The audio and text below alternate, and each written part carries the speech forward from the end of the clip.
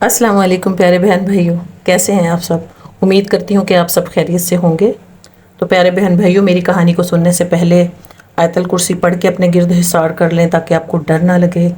تو یہ کہانی میری نند کی جو دوست ہیں سارا باجی، ان کی کہانی ہے، اور وہ بتاتی ہیں جو کہ ہمارے گھر سے ایک گلی چھوڑ کے ان کا گھر ہے، تو ان کا ہمارے گھر میں کافی آنا جانا ہے۔ تو سارا باجی بتاتی ہیں کہ تب گرمیوں کی بات ہے، اب تو بازاروں میں بہت رش ہوتا ہے اور کافی رات گئے تک بازار کھلے رہتے ہیں، گلیوں میں شور شرابہ رہتا ہے۔ تب ایسا نہیں ہوتا تھا، جلدی بازار بند ہو جایا کرتے تھے۔ تو میرے بھائی بھی جو کام کرتے تھے وہ حسب معمول گھر جلدی آ گئے۔ اس دن کافی گرمی تھی، بہت زیادہ گرمی تھی، اور ہم سب کھانا کھا کے حسب معمول جلد اپنی تیسری چھت پہ چلے گئے سونے کے لیے۔ تو حسب معمول سب باتیں وغیرہ کر رہے تھے، ایک دوسرے سے ہنسی مذاق، کیونکہ فیملی ماشاءاللہ کافی بڑی تھی ہماری، سب اکٹھے رہتے تھے۔ تو بھابیاں وغیرہ، بھتیجے بھتیجیاں، سب باتیں کرتے کرتے کب نیند آئی کوئی پتہ نہ چلا۔ تو تقریباً باجی کہتی ہیں کہ 12:30 بجے کی بات ہوگی، تو مجھے پیاس محسوس ہوئی اور میری آنکھ کھلی۔ تو میں پانی پینے کے لیے، جو کہ دوسری چھت پہ کمرہ ہے، وہاں گئی۔ تو مجھے جیسے ہی میں نے پانی کا گلاس لیا اور پانی پینے لگی ہوں، تو مجھے ایسے لگا جیسے گلی میں سے نا مجھے کچھ آوازیں آ رہی ہیں۔ تو میں نے ٹائم کی طرف دیکھا تو 12:30 کا ٹائم ہو رہا ہے، یا 5 منٹ اوپر ہوں گے۔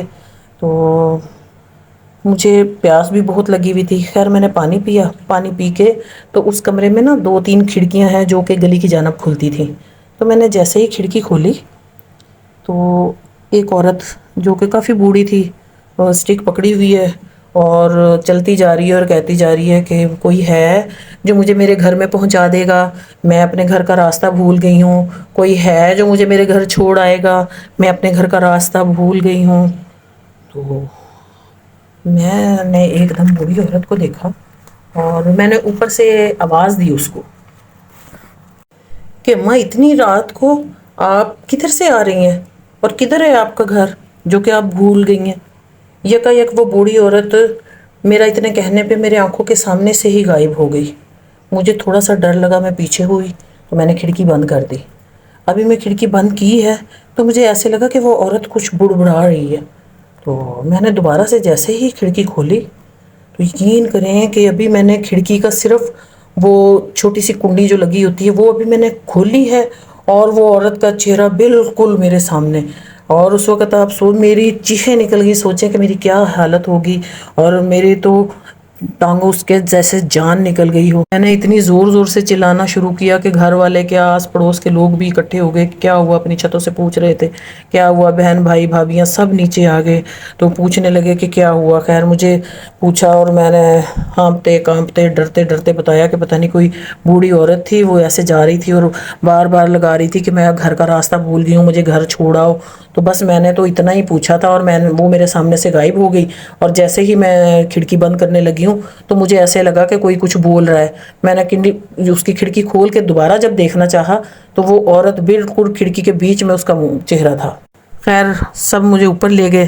تو میری جو بڑی بہن ہے انہوں نے مجھے کہا کہ اب اگر کوئی پیاس لگے، اگر نیچے آنا ہو تو تم اکیلی مت آنا، مجھے بھی اٹھا لینا۔ بھائی نے بھی مجھے کہا، چھوٹے بھائی نے، کہ اب ایسے نہ آنا، ہمیں بھی اٹھا لینا۔ خیر سب بڑبڑاتے ہوئے مجھے لے گئے اوپر۔ اب کسی کو یقین آیا کسی کو نہیں آیا، لیکن میرے ساتھ جو واقعہ پیش آیا تو ظاہر ہے میری تو جان ہی نکلی ہوئی تھی۔ ڈرتے ڈرتے وہاں پہ لیٹ گئی ہوں، دیکھتے دیکھتے سب سو گئے، لیکن مجھے ڈر کی وجہ سے نیند ہی نہیں آ رہی تھی۔ کچھ ہی دیر، گھنٹے 2 گھنٹے کی بات ہوگی، 2:30 کا ٹائم ہوگا، 2:30 سے اوپر ہوگا، 5-10 منٹ یا پتہ نہیں اتنا ہی ٹائم، کوئی 1-2 گھنٹے کی بات ہوگی کہ مجھے ایسے لگا جیسے مجھ پہ نیند طاری ہو رہی ہے۔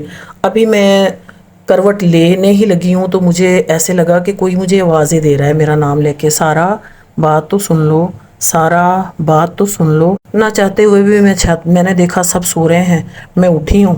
اٹھ کے میں نے تیسری جو چھت پہ جہاں ہم لیٹے ہوئے تھے وہاں سے میں نے جب گلی کی جانب جھانکا تو یقین کریں کہ میری تو جان ہی نکل گئی، اور وہ بوڑھی عورت گھور گھور کے مجھے ایسے دیکھ رہی تھی۔ اس کی لال آنکھیں جو آج بھی مجھے جب یاد آتی ہیں تو میری جان نکل جاتی ہے۔